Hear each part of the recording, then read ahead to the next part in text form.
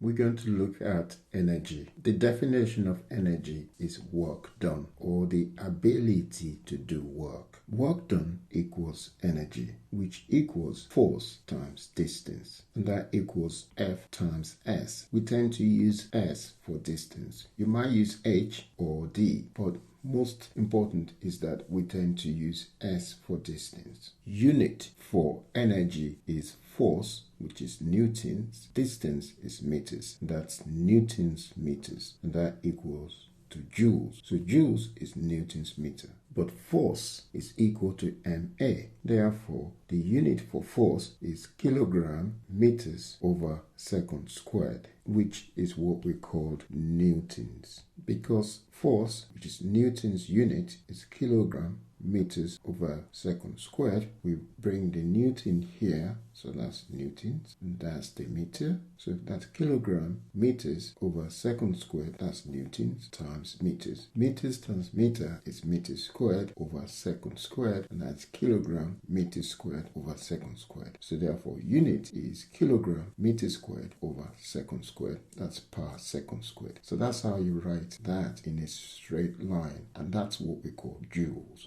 Energy is force times distance, which can be newtons meter for unit, or it can be kilogram meters squared per second squared, or it can be joule. There are three ways you can write the unit. So that is the unit. In three ways you can write it. So if anyone asks you for the unit for energy, you can either say newtons meter, or you could say kilogram meters squared per second squared, or you can say joule. Energy has two types of energy. You can have mechanical energy and electromagnetic energy. Mechanical energy required a medium or matter. A matter is solid, liquid, or gas. That's what a medium is. Or material. So that's just another way of saying a medium to carry the energy. But electromagnetic radiation or electromagnetic energy does not require a medium. That's why electromagnetic can travel through space, because there are no material in space, but mechanical energy cannot travel through space. They need a material to carry the energy. Example, in air, to hear sound, it needs the air particle to carry the energy. There are two types of mechanical energy.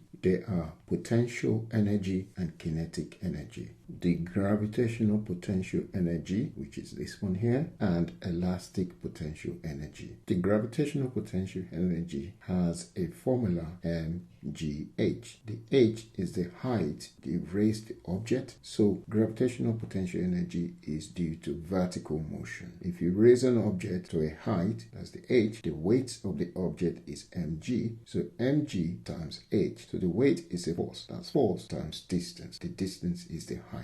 Mg is the force, which equals to the weight of the object. Gravitational potential energy equals mgh. The elastic potential energy is a half kx squared. X is the extension. You extended the elastic material, and k is a spring constant for the elastic material. And the kinetic energy is energy due to horizontal motion, and the equation for that is a half mv squared.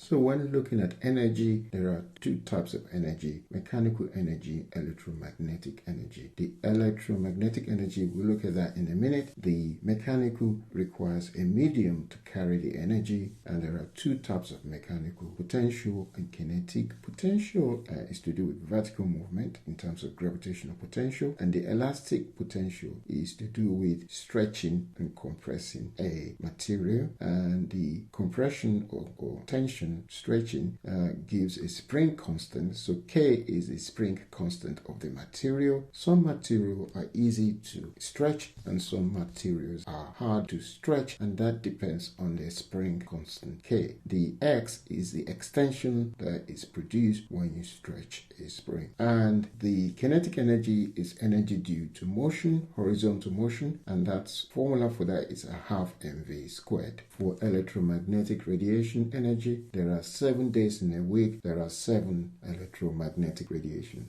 radio wave, microwave, infrared, visible, ultraviolet, X-ray, gamma ray.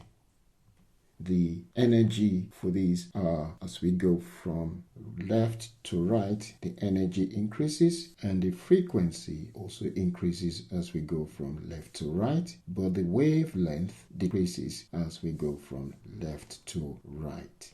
There is an equation that is used for electromagnetic radiation. It's E equals hf, because electromagnetic radiation doesn't have a mass. What it has is a frequency. You can see the frequency changing as you go from left to right. So it has a frequency, and h is called Planck constant. The Planck constant, which is h, has a value 6.63 times 10 to the power minus 34 joules second. That's the value of h, Planck constant. It was introduced by Max Planck in 1900. F is the frequency of the radiation we're looking at, and the energy is hf.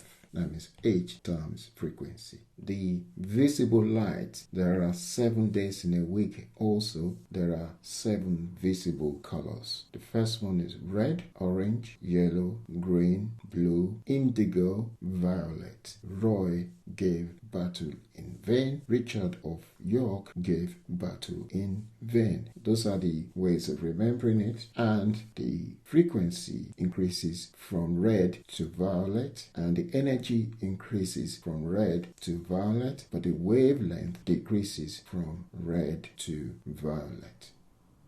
Forms of energy. Conservation of energy equals first law of thermodynamics. Energy can neither be created or destroyed, but can only be transferred from one form of energy to another form. Example, electrical energy converted to light energy, electricity to light, chemical energy from our food to mechanical energy for us moving around, and all kinds of energy that can be transformed.